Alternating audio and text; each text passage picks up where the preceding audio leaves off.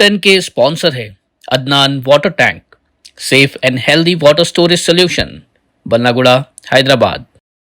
अस्सलाम वालेकुम नाज़रीन, मैं हूं आसिम खान और आप देख रहे हैं BBN चैनल।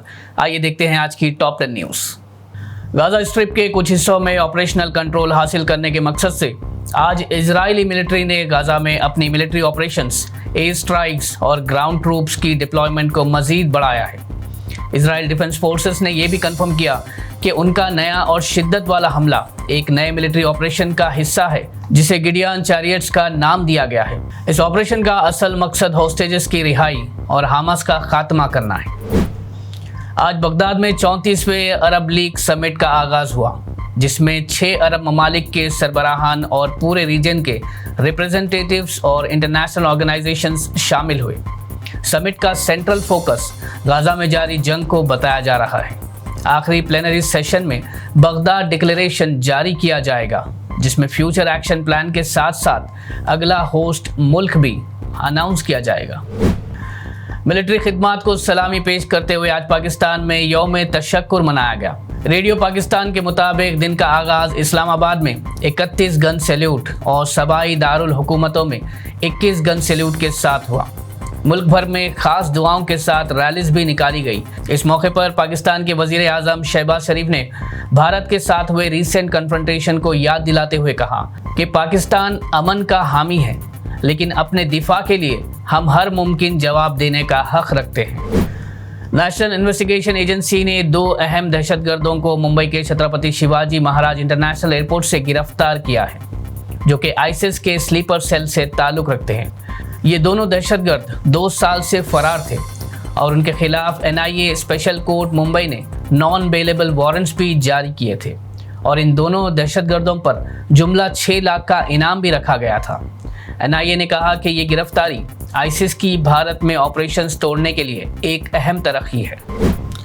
राज्यसभा के रुकन कपिल सिब्बल ने एक प्रेस कॉन्फ्रेंस में अनलॉफुल एक्टिविटीज प्रिवेंशन एक्ट में तब्दीली का मुतालबा किया और कहा कि पाकिस्तान को टेररिस्ट स्टेट डिक्लेयर करना चाहिए। उन्होंने कहा कि मनमोहन सिंह के दौर में जम्मू और कश्मीर में टेररिस्ट अटैक्स में कमी आई थी, मगर अब पाकिस्तान खुली तरह से टेररिज्म का मरकज़ बन गया है। कपिल सिब्बल ने कहा कि असल मसला टेररिज्म है। UAPA में अमेंडमेंट करते हुए पाकिस्तान को ऑफिशियली टेररिस्ट स्टेट डिक्लेयर किया जाए। मणिपुर में सिक्योरिटी फोर्सेस ने गुज़िश्ता 24 घंटों में मुख्तलिफ बैंड ग्रुप्स के 9 मिलिटेंट्स को गिरफ्तार किया है। ये अरेस्ट जुमला 5 डिस्ट्रिक्ट से हुई है। इन मिलिटेंट्स का ताल्लुक मुख्तलिफ ग्रुपों से था। सिक्योरिटी फोर्सेस ने इन मिलिटेंट्स के पास से कई हथियार, एम्यूनिशन, आधार कार्ड्स और इंक्रिमिनेटिंग डॉक्यूमेंट्स भी बरामद किए और पिछले 4 दिनों में जुमला 38 मिलिटेंट्स गिरफ्तार किए जा चुके हैं। पहलगाम टेरर अटैक के जवाब में भारत ने एक डिप्लोमेटिक कैंपेन शुरू किया है, जिसमें जुमला 7 MPs को मुख्तलिफ ममालिक भेजा जाएगा, जहां ये MPs पाकिस्तान के आतंक को एक्सपोज करेंगे और इंडिया की एंटी टेररिज्म स्टांस को दुनिया के सामने वाज़े करेंगे। हर डेलीगेशन में मुख्तलिफ सियासी पार्टियों के MPs, प्रोमिनेंट लीडर्स और डिप्लोमेट्स शामिल होंगे।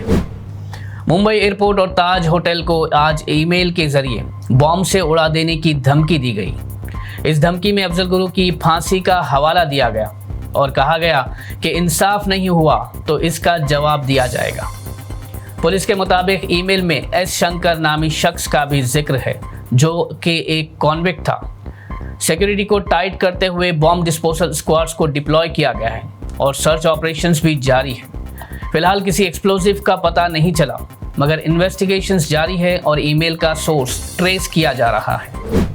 AIMIM लीडर असदुद्दीन ओवैसी का मध्य प्रदेश के वजीर विजय शाह पर शदीद रद्द अमल।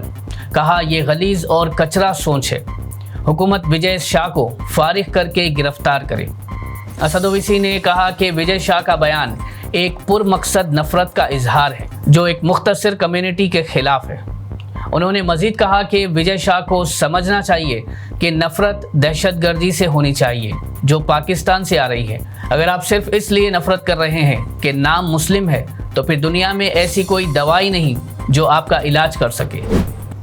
मिस वर्ल्ड 2025 पेजेंट के मौके पर हैदराबाद सेक्रेटेरिएट पर लगाए गए इजरायली झंडे को निकालने के जुर्म में एक शख्स को गिरफ्तार किया गया है। ये वाकया पहली दफा 12 मई को पेश आया था, जब जाकिर नाम का शख्स इजरायली झंडे को गिरा रहा था। अथॉरिटीज के झंडे को दोबारा लगाने के बावजूद भी जाकिर ने कल फिर उस झंडे को निकाल दिया और इस एक्ट को इंस्टाग्राम पर भी लाइव स्ट्रीम किया गया, जिससे ये कंट्रोवर्सी का हिस्सा बन गया।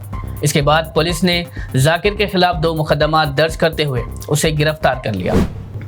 नाज़रीन, ये थी आज की टॉप 10 न्यूज। देखते रहिए BBN चैनल। मुझे दीजिए इजाजत। अल्लाह हाफिज। Adnan Water Tank presents Adnan Auto Clean Water Tanks for the first time in India. ये सेल्फ क्लीनिंग वाटर टैंक्स हैं जिनको लगाने से आपका पानी बैक्टीरिया और जर्म्स से महफूज रहता है और आपके घर में बीमारियों का डर कम हो जाता है। फोम लेयर का इस्तेमाल करके 4 लेयर्स में इन टैंक्स को बनाया गया है। तो आप भी अपने घरों से साधारण वाटर टैंक्स को हटाइए और घर ले आए Adnan auto clean water tanks. Adnan water tanks, safe and healthy water storage solution, Banglaguda, Hyderabad.